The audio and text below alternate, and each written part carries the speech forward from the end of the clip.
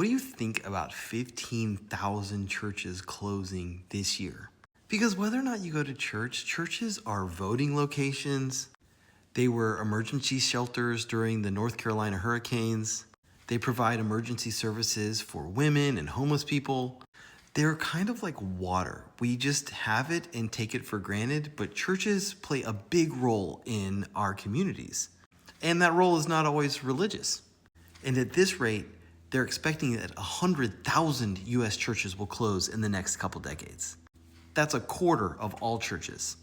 And there's some interesting stuff going on here. So more people than ever say that they are religiously unaffiliated, about 30% now. And 40 million Americans have left churches over the last 25 years. And this is not all doom and gloom, but it's interesting. People say that they left churches a lot of times for simple reasons, like they just thought it was inconvenient to go to service. But being real about it also has to do with workism. Modern American life is designed to maximize professional and financial success. And a Sunday morning is another time slot for productivity or recovery. I can definitely relate. And the idea that churches are built around this 60 to 90-minute service on Sundays just doesn't cut it that much anymore. But interestingly, men and women's church attendance trends have crossed. So actually what we see is that there's this spike in, honestly, overall church attendance, but especially among men, and especially among young men. And there's a pronounced decline among baby boomer women.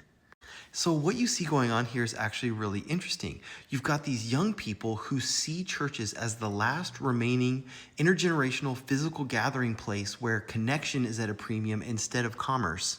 Yet you see 15,000 churches going to close this year. Which brings me to why I posted this. The churches that survive this purge of churches that's coming are going to be those that monetize their greatest asset, space, in interesting ways. Because church buildings, as they are used currently, are super inefficient. They basically sit empty for 166 hours a week.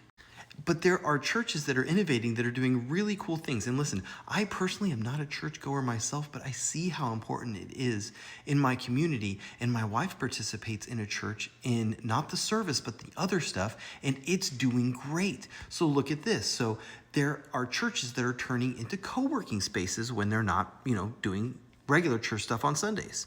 Like this one, Arc Co-working Space at King's Cross in London. Or getting involved in things like childcare or renting them out for event spaces. And this is really interesting. So this church actually converted itself into a mixed-use development. So they envision the place of worship as also a place to live. But like modern, with the church being on the ground floor and affordable housing being above it.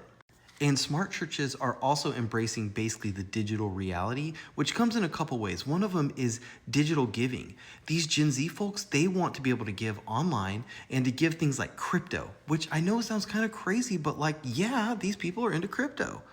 And the reason I think that the 60 to 90-minute service isn't all that big of a selling point anymore is because people can get great content on their phone, honestly, at any time.